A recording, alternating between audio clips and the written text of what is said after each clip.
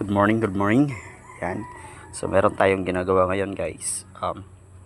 This time we'll try to collect yung mga larvae natin, guys. So from our bin, kino-collect po natin to, iniisa-isa po natin.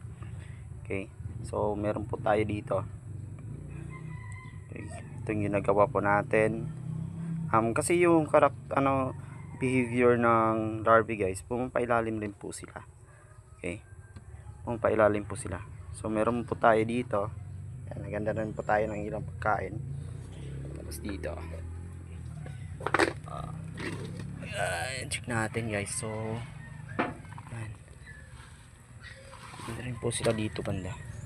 So anong rason kung bakit ko to ginagawa, guys? Ang rason is sa laki ng bin natin, hindi natin nakukolekta lahat yung mga yung mga nagiging pupa kasi ang haba na nila lalakbayin.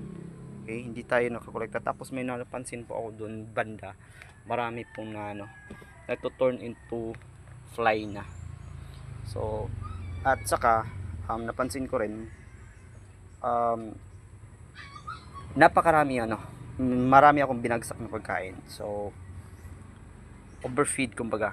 So may nakikita po sa mga video, kontrolado talaga yung pagkain. Okay, sa dami ng ilan yung larva mo, may computation kung ilan din yung amount na ipapakain mo talaga sa kanila. Yun. So para kontrolado mo. At saka bakit ko ginagawa to? Para makolekta ko yung mga magma-mature na at saka yung mga bata pa. Kasi marami rin pong mga bata dito. Para makolekta natin ng isahan na lang para pumunta doon sa ating lab cage, guys. Alright.